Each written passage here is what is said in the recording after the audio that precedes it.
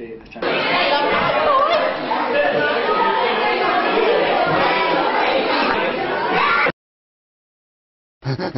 Bioshock's the second coming.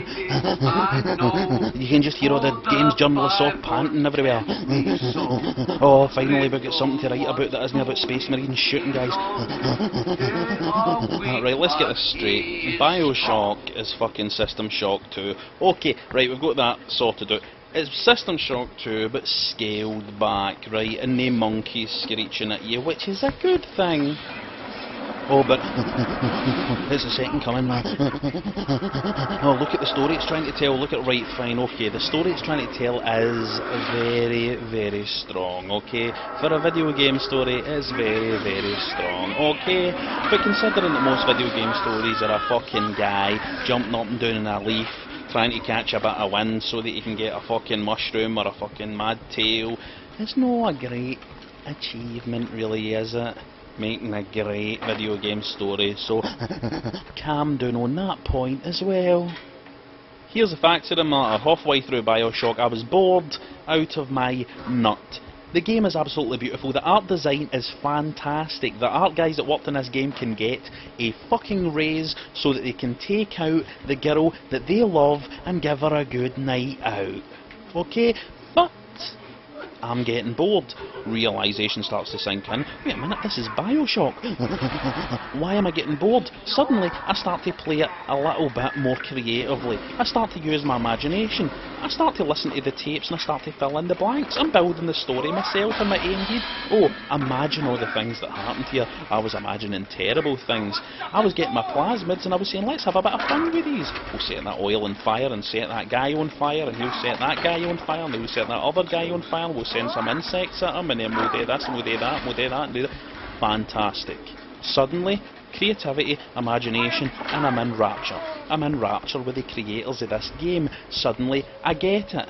And I get to the end of the game and I find it very emotionally affecting, right? And then I tell somebody the next day what happened at the end of the game, right? I tell them the story of the game and my eyes fill up with tears. Okay? So, that's my review. My eyes filled up with tears.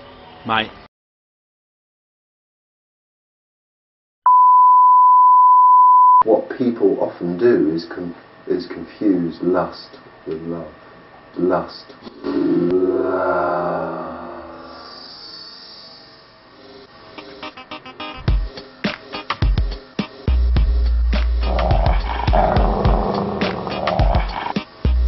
Being loved.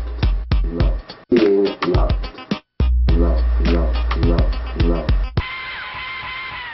I understand him. I understand love. I understand. I understand. I understand love. I understand when he's excited. I understand when he's sad. I understand when he's happy. I understand when he's hurt. I understand love. Just think about that a second. I understand love. I just go out with a dog and the dog does his thing. And he has an agenda. And that agenda, first and foremost in that agenda, is his love for you. His willingness to sacrifice himself for you. His need to please you in everything that he does.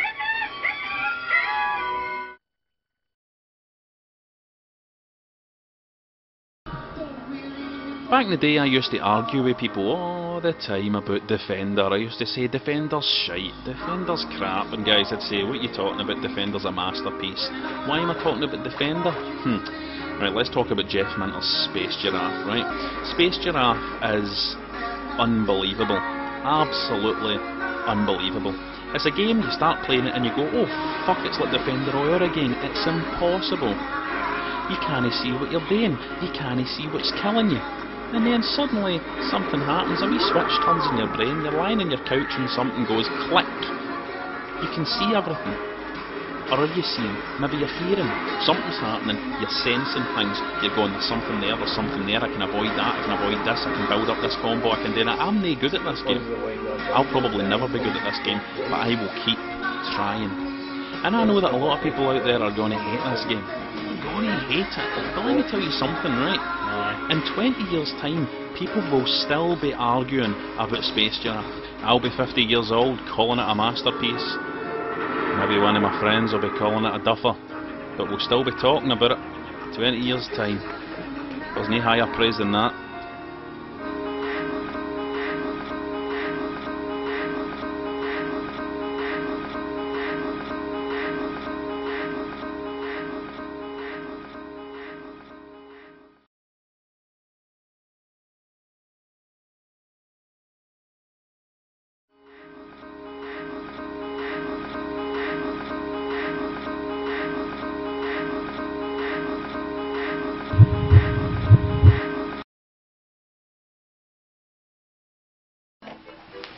Turn the camera on if I'm about the other one. Wait a fucking minute. What's the deal here? It's a strategy game of sorts. It's called Pips and Bibbles or something. for the readers at home, Pips and Bibbles is. This is fucking off the hook, kids game. How many Xbox Live points do you need to spend to get this? This is a partner net game. Oh yes. It's not yet, but I think it's November. It's coming out on Xbox so. Live. It's under an NDA, but who gives a fuck? What's an NDA? It's a non-disclosure agreement. A non-disclosure agreement. So we shouldn't be talking about this, but yes, this will be out on Xbox Live in November. Peeps and Bibbles. Here we go now. Right, here comes the bombs. Peeps and Bibbles is the name of the game. If you've not seen... A fucking look! Bomb. Maybe. But there's a scud. There's a woman with a fucking twatty poops out and on it. And her bibbles are hanging out. So I want to make sure. Right, and you're up. What are you supposed to do there? They can't charge any more than 400 points though. Here we go. You're hooked. Oh! Oh! Come on! Right, now you're talking. Bomb. Oh my. Here we go. Oh! Get up. Get up. Move up the way. You fucking... zombie virus for a £5. Don't mind if I do. Oh, you know it's based on Zombie vs Ambulance. It's based on what? Zombie vs Ambulance? That sounds fucking mental. This game must be crap, right? Wrong. No crap. This game's like Crazy Taxi. Imagine Crazy Taxi if it was slow, right? And if you were picking up survivors, and if your vehicle crawled, and if the town was populated by zombies, and everything was very slow paced and full of dread, and there were timers everywhere, and when you picked up passengers, timers were counting down to when they turned into zombies, right? And there was a wee hospital sign up in the corner that shows you morale dropping at the hospital as they start to flip out because the zombies are out there, alright? And you've suddenly got this weird game that's kind of fun, but it's full of kind of foreboding as well, right? You're a wee bit kind of worried when you're playing it, but you're kind of enjoying yourself because you can soup up your ambulance and get like big spikes and all that kind of stuff. All the weaponry that ice cream vans in Glasgow have, do you know what I mean? Zombie vs Ambulance contains two of my least favourite things, right? I don't like ambulances because I'm a hypochondriac, and I don't like zombies because I'm scared of zombies, right? But it has the risk-reward thing happening, right? That thing that makes many simple games work so well. Risk, reward. You're out in your truck, you think, I think I'll go for an extra survivor so that I can soup up my van, and you get yourself in the shit. And that's where the thrill comes from. For the price, this is a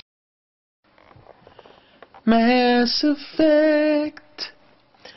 I expect that you'll be boring as fuck. But Ryan likes boring as fuck. 'Cause Ryan is boring as fuck. Fucking Ryan.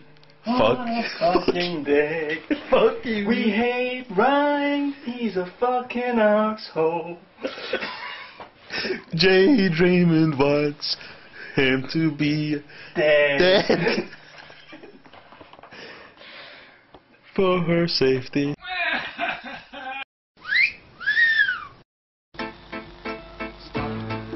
House on the street in the neighborhood with friends to meet. Excuse me, haven't we met before? How do you do? We just moved next door. We live next door. Oh.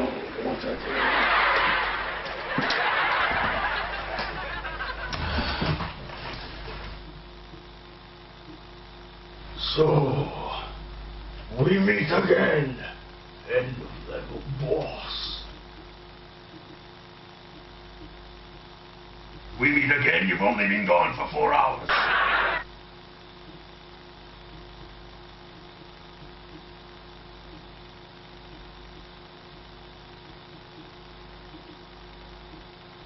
What have you been doing with yourself, mid-level sub-boss?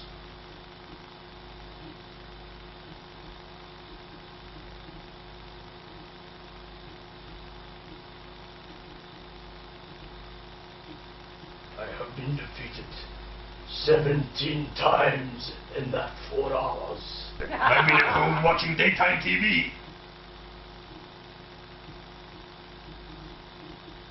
And have defeated 17 samurais.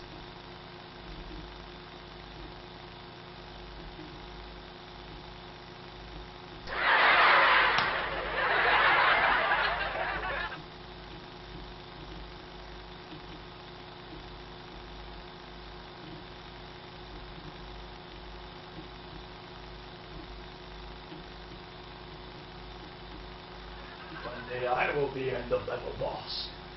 And you will be nothing more than a fat couch potato boss.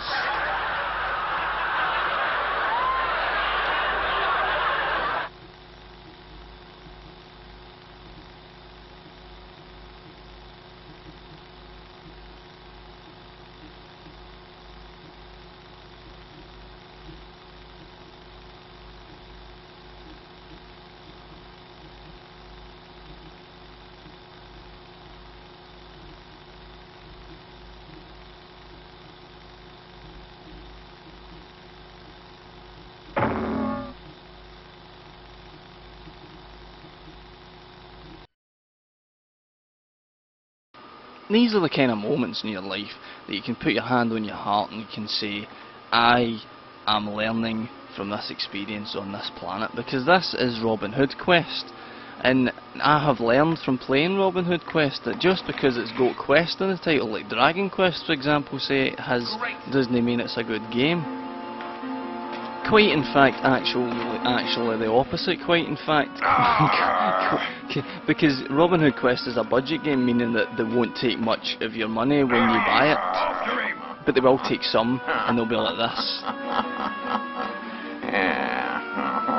That's what they're like when they find out that you bought the game. So go out and buy it. And then this will happen.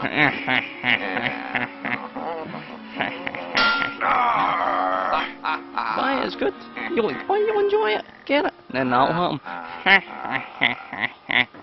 Snow Queen Quest is from the same makers, but obviously because it's got Quest in the title, except that cup of coffee for Rab Decaf because he's a pussy. Snow Queen Quest, it's far classier, though. Far classier, completely different beast altogether. I think you can see.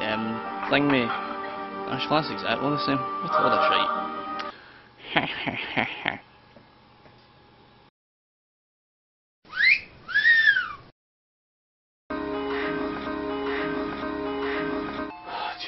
I don't even know what I'm jumping over here, to be honest. Get that off. No. I'm playing it until the end. Until the end of time. Until that fucking... No, I'm playing it again. Until that fucking asteroid hits us, I'm playing this. When's that? I don't know. Oh, I don't know. 2033 or something. Don't fucking count me on that. Whatever that. What, you driving or something? You think you're gonna be late? Anyway, I'm playing this until the cows come home. Whatever there. Space cows or something. Anyway, here's the monkeys coming.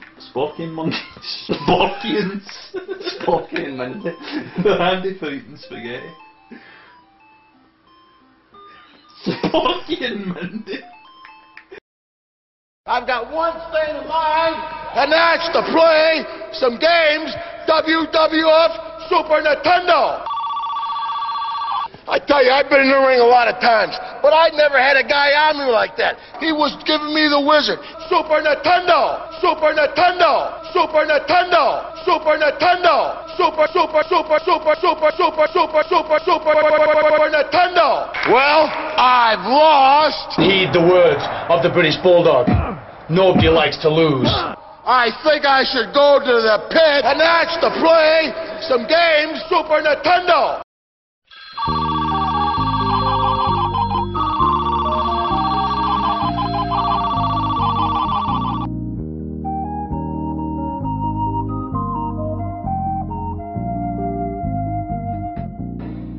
Good afternoon, consolevaniacs. Sammy here, and I'm on vacation. Now, I thought this would be the perfect opportunity for me to take you through some safe handheld gaming tips. Because as you know, as I've taught you, you're never more vulnerable than when you're playing a handheld. You're never more immersed in the game than when you're playing one of these wee things. So, there's two key tips that I'm going to give to you to make sure that nobody gets hurt and everybody stays safe. Number one, make sure that there's no one else around to let play pranks and stuff like that. You know, like you kids do, or at least you kids used to do. Number two, no using heavy machinery, kids, when you're playing a handheld. It could be fatal. That's all you need to know. Short and sweet. Tragedy averted. So, I hope you all have fun, and I'll see you next time.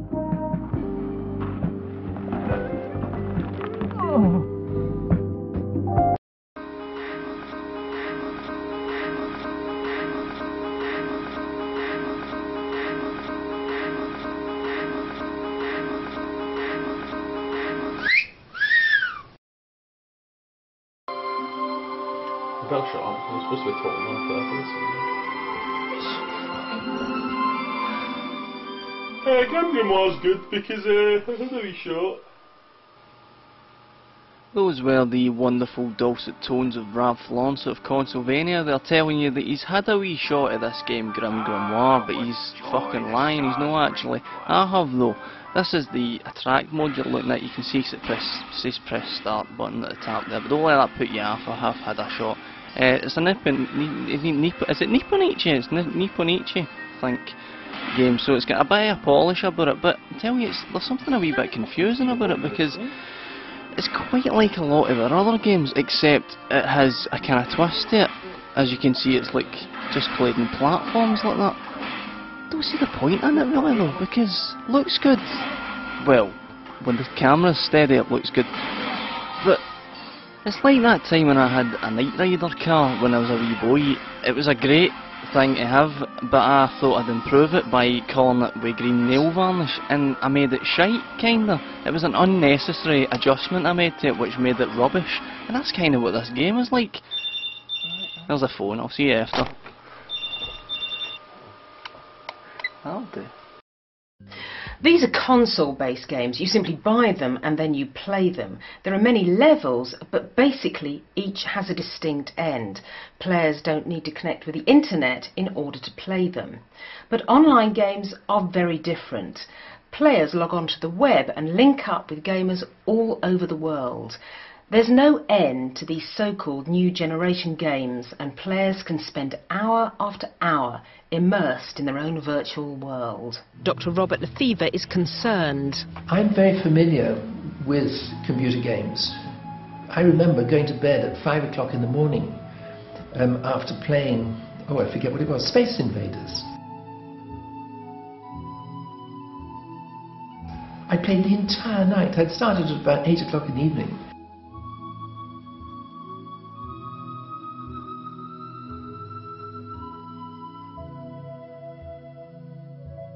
And I played until 5 o'clock the next morning. I was determined to get an extra man.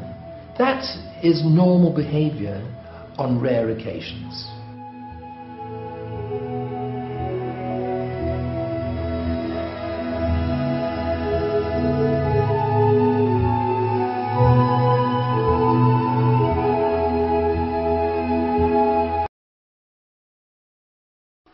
There he is. Here we are. Shooting game yet? Holy shit. Amazing.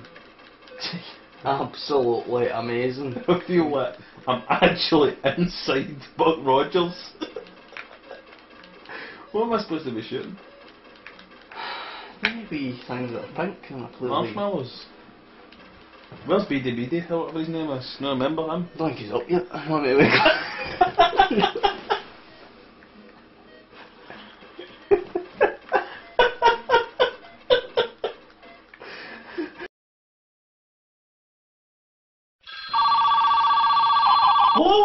to Cooking with Leroy Valentine. Hello and welcome to Cooking with Leroy Valentine. Today we're going to be cooking one of my famous Halo curries. Now of course the first ingredient you need in any Halo curry is the onions. Why? Because just like Halo, an onion has a lot of layers. And Halo isn't just a combat game, it's a community game. And just like Master Chief, these onions have got a lot of layers. And now, I'm gonna chop another onion. That's me chopping my onion. And just like Halo, an onion has got a lot of layers. Just combat, strategy, community, emotion, and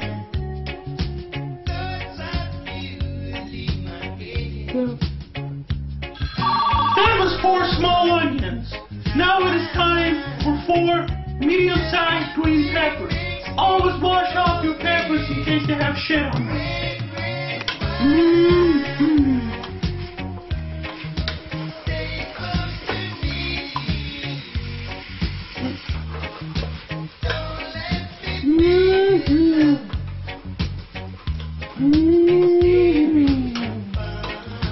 Two tins of chickpeas.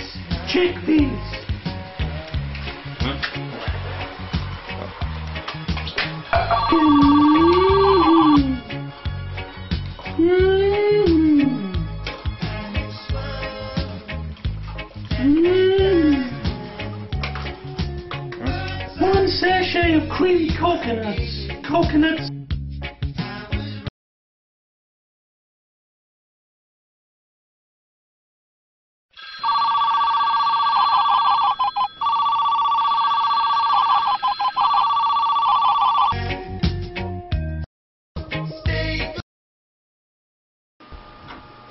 There is often a lot of frustration in the West over the fact that train simulator games never get a proper shake of the stick in the gaming press. It's true, they don't, because I think people over here find it inconceivable that anybody would want to play a game about driving a train. But let me just say this, Railfan on the PS3 is probably one of the strongest titles available for the PS3 just now. It's relaxing.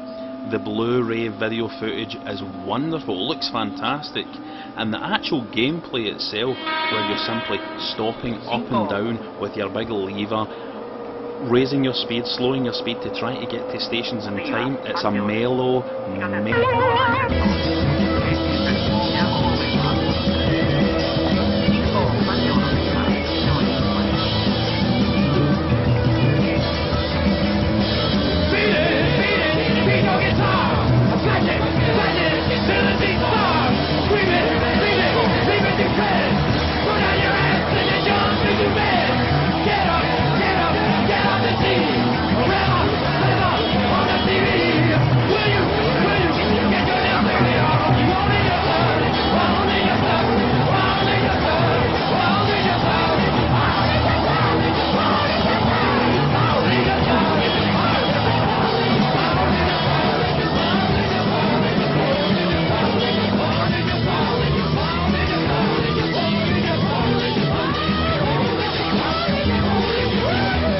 Such as